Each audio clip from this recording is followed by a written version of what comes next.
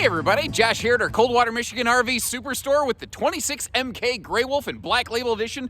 The first time we've ever had the opportunity to feature this RV on our channel today. So as a result, I really ask for that feedback. Let me know what you like, what you dislike, what you'd like to see different given the opportunity, those sorts of things. We're looking at it today in that snazzy Black Label package, which just gives it all of the eye appeal, really, of those laminated trailers.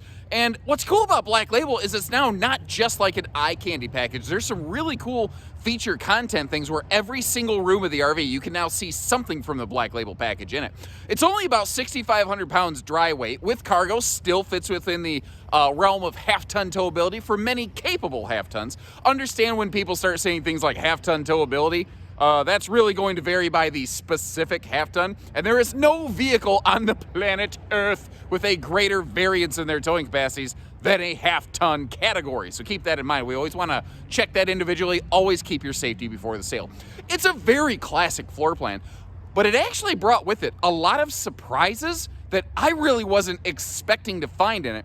And I'm going to point that out along the way, along with a couple where I think they could maybe have kicked it up just another, kick it up a notch like Emerald. Bam! Anyway, I used to watch a lot of Food Network, can you tell? Frankly, I still do. Holiday Baking Challenge? Come on! How can you not watch that? Regardless.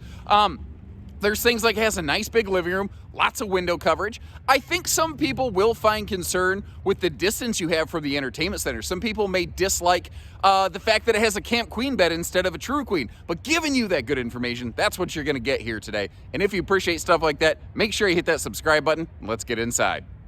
What's kind of cool about this one, it's light enough and like towable enough. Moving it around, really not that big a deal. But with the big super slide and all the windows, it feels big enough to really enjoy it when you get there. And actually, we have a huge number, like an abnormally high surplus of seasonal type campsites around our dealership here in Southern Michigan.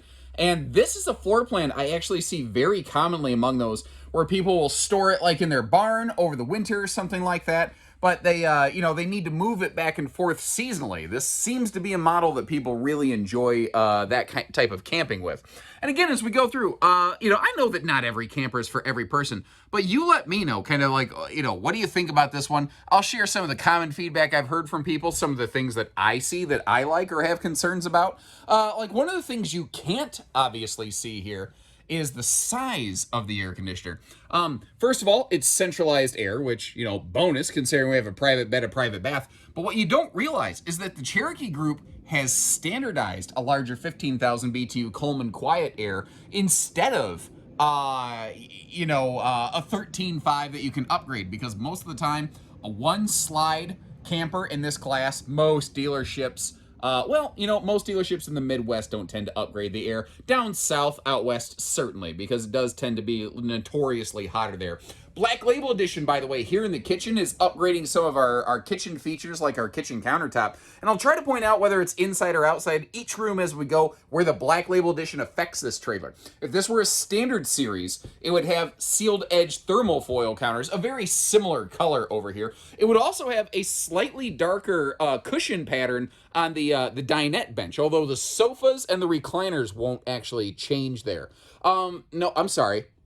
Pardon me. For clarity, these are not recliners. I'm not going to try to use that word liberally. They are barrel swivel rocking chairs. They are not recliners, but if you want to kick your feet up, it wouldn't exactly be hard to twist that chair and kick your feet up over here on the sofa, unless you have a guest. And hopefully they don't mind having, your feet on them. Now, like the bigger air, that's stuff that I like. The centralized air, stuff that I like. One thing I'm not a super fan of, I love the full viewing window in the door. I dislike the lack of factory installed privacy shade, but here is the thing about that. Like, this doesn't have slide awnings, but it's slide awning prepped. Kind of a similar thing. They've made it easy to add that, but these thin shades, I've done some more learning about them. They basically click in place. They don't even really need tools. So, like, if I can plug a keyboard and a mouse into it, buddy, I can fix it. But if it requires hammer and nails, it's not exactly my strongest suit. I could change a tire on my car if my life depends on it, but I'm not going to be doing work on the engine. There's a little bit different skill set there. So clicking in place one of those privacy shades in that window there, not too bad, especially when we get up to the bedroom. Now the sofa over here, I've done a little thing. It comes with these little removable armrest kind of bolster jobs. I don't know. I just felt like trying something different. I just slotted them behind the sofa right there, sort of like a headrest-y kind of thing. I don't know if it's exactly ideal. They're definitely not made for it. They don't perfectly fit. But it makes me wonder if there's not more of an opportunity for something like that. I know on my couch at home, I really enjoy having like a adjustable headrest. I don't see why somebody wouldn't, necessarily in a camper. Now, a couple quick notes for you. Right over here by the door, we've got our master kind of in-command control center. But what's nice is it's still just, you want to turn all the lights on and off, you still just have switches for that sort of thing. There is also, where's the button here? There's the, oh, there it is. The accent light switch above the slide, that neon Smurf blue right there. But just as we're seeing, you don't necessarily have to have that on. I asked Cherokee, why have you stuck with the blue lights? A lot of clients have expressed displeasure with that. And they said, what we've found is that they tend to attract fewer mosquitoes. Now, on the inside of the RV, I think that's less of an issue, although it does help, avoid a cloud of bugs gathering around the entry door. But at the same time, the outside awning light is also blue. I don't know that I've done a great job covering that in my previous videos. Your outside awning light is blue. Well, that does allegedly help with mosquitoes. I don't have confirmation of that. I don't have any statistics. I don't exactly know how that was determined. I know that's what I've been told. Now, again, something I like to do is I like to sit down and stuff and give you the perspective. So when you're sitting in as you're facing forward, left-hand rocking chair, this is what you look at right here. You are absolutely like right over here having a cool little conversation. You are straight across on Boardwalk and Park Place from the entertainment center, should you choose to add a TV to something like this. The question becomes, what about the other chair? And I actually wasn't sure. And I'm not cheating the camera over. I'm not like leaning it over to the left or anything like that. If where that chair was positioned, if I just look straight forward, I get it that the kitchen's kind of in front of me, but the entertainment area is also completely unobstructed. Now, I've also met lots of different couples. This could absolutely be like, this is the point of the video where some people are like, nope, lost me, sorry. Cool, no problem. I'm glad we smoked that out though. Let's help you find your second camper the first time. But I've talked to a lot of couples where one person likes to lounge on the sofa, one person on the recliner. We've already established we have a cool little conversation corner right there. So it works. Now, what's weird about this is one thing I'd like to see Cherokee work on, although I understand it's not obvious the engineering that goes into it. I'm not going to detail that, but long story short, this is ventless and carpetless. The slide on a Grey Wolf, they're always step-up slides, which is one of the reasons that they're able to run on a smaller chassis. Again, I can get into more details on that. Like, leave me a comment if you're like, how does that work? Anyway, but that is carpeted. I would like that to not be carpeted myself. Some people like a little bit of feeling of carpet on their feet, kind of keeping them warm. The thing is, that's your food and drink space primarily. It's the one place I would really prefer not to have carpeted, but an easy solution for that. Get one of those plastic, like office roller chair mats and cut it down to size, and you can actually screw it down under the pedestal mounts, and there you go. And actually, this is funny. Normally, I'm like, oh, I don't like pedestal mounts. I'd like to swap those out of there. This is an application which I think those are the right choice. And you might be going, what do you mean? Why would they ever be better? And it's because it's a step-up slide that I think pedestals are the right application right here. Because if it was a floating table and you bump it or slide it, you have the chance of accidentally running the table off the end of that step-up slide and dumping everything that's on it. Now, if you're trying to get out of a bad Monopoly trade, that's not a bad way to go. I may or may not have done that once or twice, neither here nor there. In my household, though, growing up, Monopoly didn't end until one person flipped the table and everybody else, just had to sigh and pick everything up. We actually instituted a family policy. Monopoly is played only on the floor where there's no more tables to flip. Ever since that incident with Cousin Ricky. But never mind about all that. Uncle Gary, Cousin Ricky, they're just characters. Opinions can vary on this. And I know some people dislike step-up slides. That's something that you find on the Grey Wolves. The full Cherokees do not have step-up slides, similar to a full Wildwood. All your tandem axle J-Flights and Catalinas also have floor flush slides. So if you do prefer a floating table and no step-up, you might want to take a look at those because they make some very similar floor plans. Actually, 265 RLS. Scribble that down on the dust on your desk there. Or I'll leave you a link in the video description. Then you don't even got to do that. It'll be right there. You can click on it and take a look at that one. And it's got a floor flush slide. It's carpetless too. Alrighty, so the electric space heat and Tootsie Toaster down here. I like how they kind of framed it up, even though it's not like there's really a shoe garage down below it. I like how they gave it some class and some character. I mentioned the RV had a couple of surprises here, and a couple of those actually were located here in the kitchen. So first of all, something I don't always do a good job of because I'm tall is showing you under kitchen cabinets, and you see how many lights are in this kitchen. That is a funny thing in this camper. As you walk around a little bit, there are sometimes it feels like maybe there's a little bit of a dark spot here and there. Man, not in the kitchen. If you're doing some prep work and you got a knife in your hand, you're gonna be able to see what you're doing with this thing all of the time. But starting down here, nice wastebasket space. That was a pleasant surprise to find. And the way that the magnetic like cutting board backsplash works, it can also work as a side splash for the stove, which I swear most RV manufacturers just don't consider. One of the things though that I was like, ooh, yes, they nailed that, was that big pantry over there. Now you might have noticed the bottom section of that was closed off. When we go outside, you'll see the camp kitchen. You'll understand why that is. But that doesn't really bother me. The reason that I'm so pumped about the pantry is a lot of travel trailers like this, the 2 chairs, rear living plus super slide floor plan that we're in right here, everybody and their brother has made it since the dawn of time, basically. A lot of them have no pantry. Like even a really upper end brand like Rockwood 2604, their version of this had no traditional pantry. So that is a sweet amount of space. And that right there is also a 12 volt DC compressor fridge.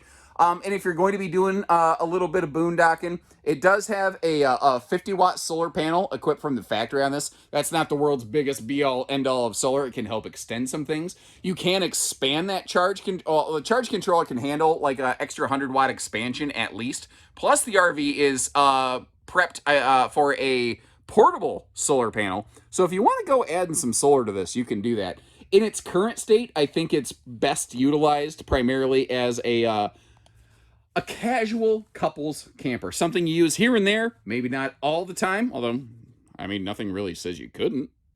But another area that really surprised me on this one was the bathroom. And again, I've seen floor plans like this 100 times. It's a walk-around bathroom, which does extend the RV a little bit, but it also means that it's not a walk-through bathroom that can get cut off. Now, that will be a little bit problematic for traveling road mode, which we'll see in a few minutes here. I'll close the slide up for you and show you around. This is one of those areas, it feels a little dark to me, but good enough. Like there's one bathroom ceiling light, a second one, like right there would be nice. I don't know, I can deal with it though. Whether it's standard series or black label though, you'll always get that bigger vent fan, that high velocity vent fan right there. Shower hardware here, though. This is something that you get in the Black Label edition. And to give you a reference point, here's my 6'2", 6'3" head standing next to it, however tall I am, depending on the boots I'm wearing.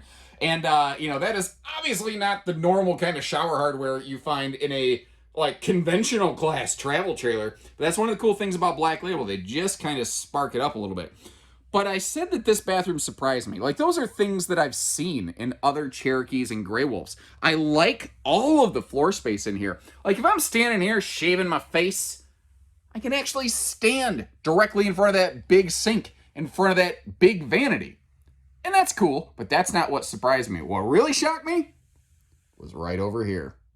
Because they squared off that entertainment wall to make sure the TV points straight at you, they had an opportunity here to put a serious cabinet space in this bathroom. That again, conventional class campers, kind of like that pantry. This is that storage that if you've never owned an RV and you're just shopping for the first time, you don't realize You don't know what you don't know. And this is incredibly important, incredibly useful, something you're going to use every day. And I can guarantee you that you'll find a camper that's $1 less and a pound less. It's going to be lacking stuff like this or that kitchen pantry, though, and you're going to regret it.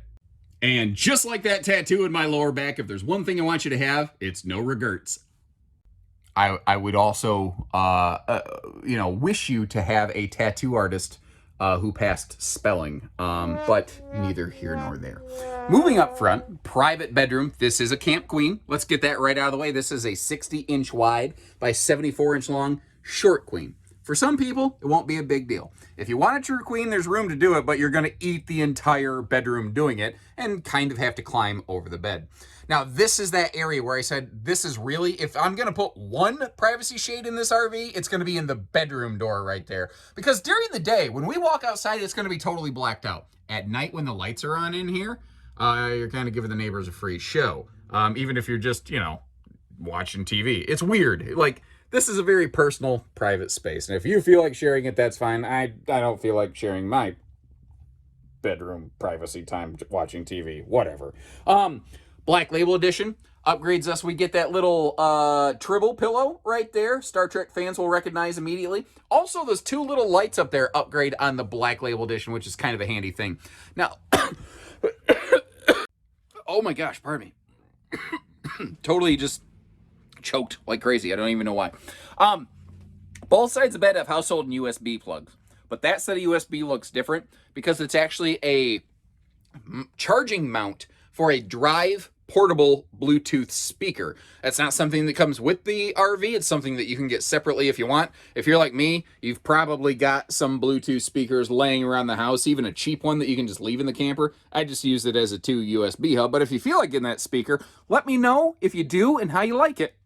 And I'll back it up a little bit, taking a look at her in road mode. It's a little tight right here where the sofa comes up to the kitchen. You can do the sideways travel trailer two-step though, and if you do that, you can actually get right over here, into the full pantry, into the refrigerator, to pretty much all the kitchen. So it is travel stop friendly for snacktastic activities. If I back up a little bit here, one other thing I want to show you is to help keep the floor plan a little shorter. It's not always obvious when the RV's opened up, but the reason there's not a sofa on the rear wall is because there's not quite enough room, so they put the chairs back there. You do need to turn one of the chairs, which saves some space and gives you just enough room to close everything up. Now, while we're looking at that, you might go, yeah, but what about nap and grab access up here? Well, jumping to the other side of that, we can get to the bedroom and the bathroom without opening the slides. It does come with a caveat, though, because obviously you can't slide your way through that. You do need to utilize the second entry door into the bedroom to do it. Now, in case you're like, there's a lot of people that don't like having a door right here in the bedroom. You're like, I don't like the fact that somebody could just walk in and look at me sleeping. Remember, it's got a deadbolt. Unless it's Smokey the Bear, they ain't gonna get through it too awful easy, not at least before you have a chance to wake up. And man, I don't want to jinx anything too awful hard here, but yesterday it was 19 degrees and the wind was cutting through. We had the wind chill factor, it felt like 10, and I'm in like 50-degree weather today. I don't even have my bald head covered up. This is terrific. So we're looking at a Black Label Edition today.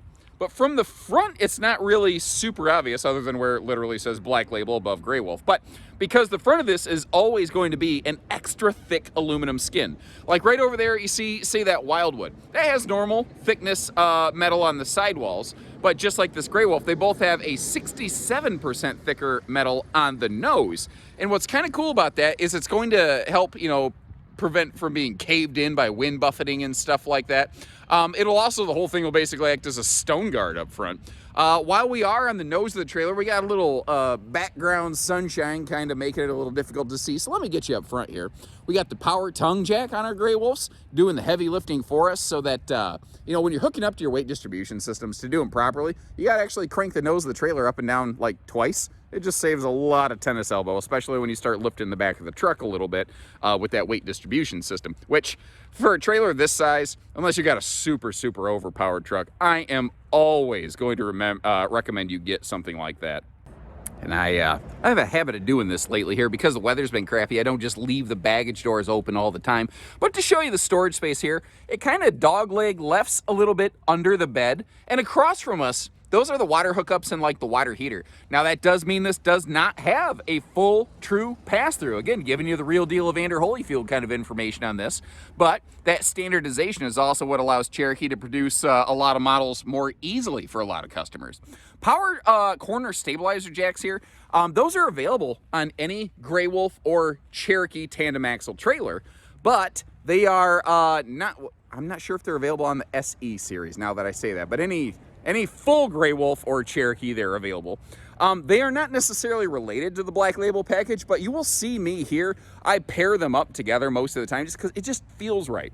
So in addition to the power stabilizer jacks and the Black Label package, remember, the base version of this might be like 300-400 pounds lighter and several $1,000s less. That's why we carry this one both ways, because it really feels to me like, even though they're the same floor plan, Black Label versus Standard Series, they feel like two different trailers. And with the weight and the cost difference, it really kind of, I think, could make or break it for some people. Not the world's biggest awning. If somebody said, oh, I would have really liked it if they extended that awning forward, I'm not going to argue with that about that. That seems reasonable, at least up to that bedroom door. But at the same time, there's enough room here still for a picnic table, a couple patio chairs. I could make this work. And this is not intended to be like some mega luxury fifth wheel, although it does have a lot of smexy eye appeal. Just to, you know, I get what they're doing here. Quick side note before I get into that camp kitchen. Black tank flush, very cool. Why is it on the door side, though? The answer to that is because the bathroom's on the door side. And to make a black tank flush work effectively, you really need that plumbed as close to the holding tank as possible. A black tank flush in a better location on the outside of the RV would make it not work well. And when we're talking about black tank stuff, fact is, I want it to work. You know, would I prefer it somewhere else? Sure, but at the end of the day, I need it to work, kind of is the thing. And notice, man, Cherokee's really gone gung-ho with this. They put that little mini camp kitchen basically anywhere they can. And you didn't really feel like we lost a whole lot inside the RV the way they've done it. They've really found a way to dial that in. Having that extra fridge outside and that ice maker, even if you don't care about the little cooktop, you know, having the ice maker outside, that is so handy. Also, right below that, of course, because you have a cooker there, you have a propane cooker hooker to, if you don't want to use that little 2-burner stovetop, it's basically a drawer. You could literally just pull it out and remove it. You could use that as storage. You could bring along your own griddle, whatever you want to do there. So they give you something base that's functional, and then you could always expand it. Now, let's talk Black Label a little bit more. Couple Black Label specific features. Obviously, the fiberglass skin needs no introduction, but if we actually get up here a little bit closer to it, you'll see it's an extremely high gloss variety that actually tends to have more reflectivity and I think a better look than what I see on a lot of fifth wheels. Until you get up to like a Montana, Pinnacle, Solitude level, you don't see a whole lot of high gloss glass like that, and you're getting it here on a travel trailer. We've got the blackout tinted windows that are frameless on these. It keeps a lot of the light out of the RV, keeps the heat checked down a little bit. Always a handy thing there. Spare tire is actually an option on these. That being said, short of an absolute, I missed the checkbox on the order sheet, you're going to find a spare tire on our campers 10 times out of 10 here, because I don't want you going down the road without one. I don't want you to use the spare tire, but God forbid you need to use it.